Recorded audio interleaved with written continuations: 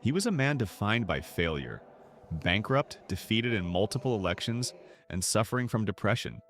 So how did this backwoods lawyer with 1 year of school become Abraham Lincoln, the president who would save the United States from tearing itself apart? His story begins in 1809, born into crushing poverty in a dirt-floor log cabin in rural Kentucky. For the Abraham Lincoln family, life wasn't just hard. It was a daily battle for survival. Formal education was a luxury he couldn't afford. He had less than a year in total.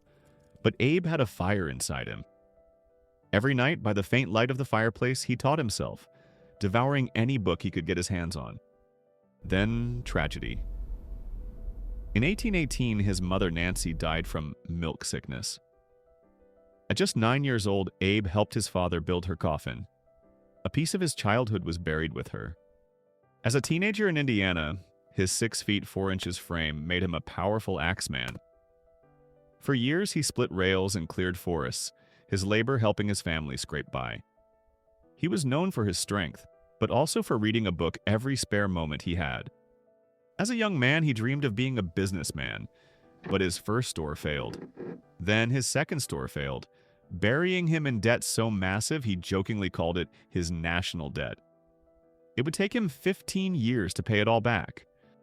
He turned to politics, running for the Illinois legislature in 1832. He was energetic and ambitious, but he was crushed, finishing 8th out of 13 candidates. Another dream, another failure. The string of failures took a heavy toll. Abraham Lincoln battled what he called melancholy, a deep, crippling depression that would haunt him his entire life. Friends worried he might take his own life, but he refused to be broken. With no money for law school, he bought old law books at auctions and taught himself, passing the bar exam in 1836. Abraham Lincoln, the rail splitter, was now a lawyer. In 1842, he married Mary Todd, a smart and ambitious woman from a wealthy family.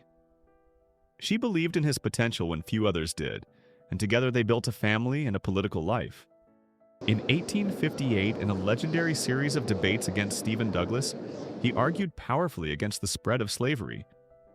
Abraham Lincoln lost the Senate race, but his moral clarity and brilliant words echoed across America, making him a national star. 2 years later, in 1860, the ultimate underdog won the presidency. But there was no time to celebrate. The nation was already fracturing over slavery.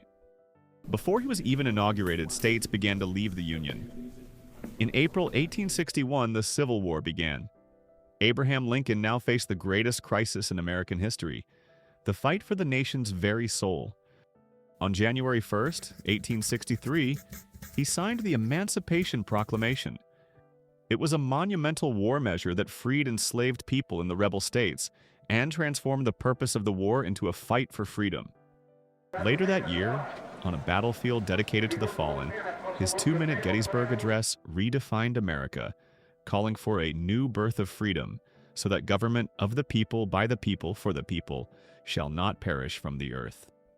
In 1865, Abraham Lincoln pushed, fought, and maneuvered to pass the 13th Amendment, abolishing slavery in the United States forever. He had won the war and finally ended the nation's greatest sin. But just days after the Confederate surrender, as the nation began to hope for healing, a single shot rang out at Ford's Theater. Abraham Lincoln was assassinated. He was a man forged by poverty, loss, and constant failure. Yet he never gave up. His legacy is proof that it's not where you start, but what you fight for, that defines you. If this story inspired you, hit that like button, subscribe for more, and tell us in the comments what Abraham Lincoln's legacy means to you.